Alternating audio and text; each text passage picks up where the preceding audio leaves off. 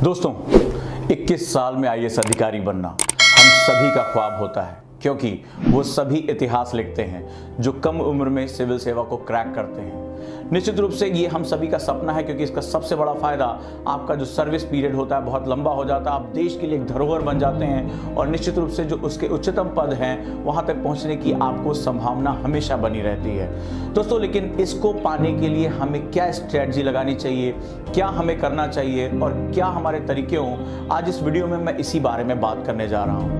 अगर आप 21 साल में देश का बेहतरीन अधिकारी, आईएएस ऑफिसर या आईपीएस ऑफिसर बनने का सपना देख रहे हैं और अपने आप को एक रोल मॉडल के रूप में स्थापित करना चाहते हो दोस्तों, तो उसका सबसे अच्छा तरीका है कि 17 से 18 वर्ष की उम्र जब आपकी होती है तभी से आप इस बात पर ध्यान लगाना शुरू कर दें कि आप आसानी से इसकी तैयारी में उतर जाएंगे और अपना जो व्यक्तित्व है इसी के अनुरूप बनाना शुरू कर देंगे।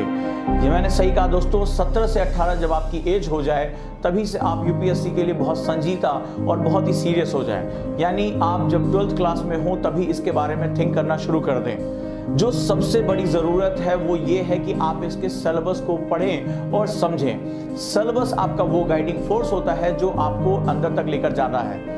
दूसरा जो सबसे बड़ा रीज़न है कि आप अपने देश की समस्याओं के साथ, जो देश की चुनौतियां हैं, जो देश के संघर्ष हैं, उनके प्रति एक लगाव स्थापित करें। यानी जो चैलेंजेस हैं, जो हमारे सेगमेंट्स हैं, उनके साथ जुड़िए कि हमारे पास क्या क्या चीज़ें हैं। आप सिर्फ किताबों पर निर्भर ना रह के, आप किसी व्यक्ति पर निर्भर ना रह के अपनी सोच का एक विकास करिए, और इसके लिए सबसे अच्छा तरीका है न्यूज़पेपर अटैचमेंट। जी हाँ, इसका कोई सिलेबस नहीं कि मैं न्यूज़पेपर क्या पढ़ूं या क्यों पढ़ूं। जब आप 17 साल के होते हैं या 18 साल के होते हैं तो सिर्फ आपको उसको पढ़ना है। जो भी चीज़ें जो देश से जुड़ी हुई हैं, चाहे वो उसकी पॉलिटी हो, चाहे इकोनॉमी हो, चाहे राष्ट्र में होने वाली कोई भी महत्वपूर्ण मुद्दे हैं, उनको आप एक ज़रूर अच्छे तरीके से आप इनपुट दीजिए।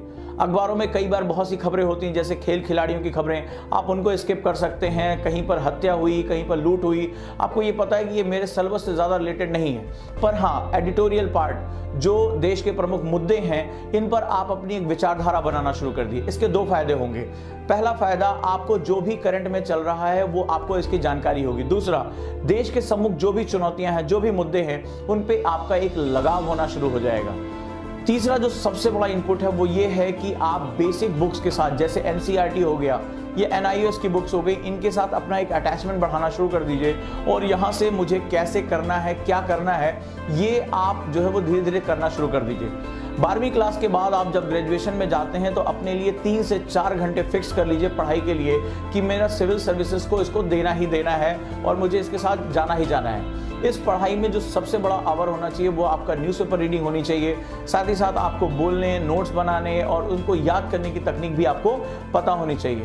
तो जो बेसिक बुक के साथ आप चलते रहेंगे तो धीरे धीरे आपकी पर्सनैलिटी डेवलप होती चली जाएगी और 21वें साल आते आते आप कोशिश करिए कि जब आप 19 साल के हों या 20 साल के हों तभी से जो आप इसकी एक सघन प्रक्रिया में उतर जाइए, यानी इसको पढ़ना शुरू कर दीजिए। जैसे आप किसी इंस्टीट्यूट के साथ जुड़ सकते हैं, ऑनलाइन कोर्सेज के साथ जुड़ सकते हैं, अपने कॉलेज के टीचर की हेल्प ले सकते हैं, या अगर आपके घर में कोई सिविल सेवक हो उसकी भी आप मदद ले सकते हैं, जिससे आपको एक रास्ता मिलता रहे। इसके साथ साथ जो अगली महत्वपूर्ण चीज़ है वो लगातार योग, एक्सरसाइज और ध्यान के माध्यम से अपने दिमाग को कंडीशन करके रखिए, क्योंकि इस समय आपको कॉलेज का प्रेशर और आपके यूपीएससी का प्रेशर दोनों रहेगा और इस प्रेशर को अगर झेलने में सबसे ज़्यादा कोई आपकी मदद कर सकता है तो वो आप स्वयं हैं। अपने आप को मोटिवेट रखिए, अपने एम को अपने सामने रखिए और ये सोचिए कि 21 साल में आईएएस बनकर या बहुत ही कम उम्र में आईएएस बनकर मैं राष्ट्र की कितनी सेवा कर सकता हूँ, राष्ट्र के लिए कितना जो है वो बेहतरीन काम कर सकता हूँ और आने वाली पीढ़ियाँ मुझे मेरे काम के लिए याद रखेंगी।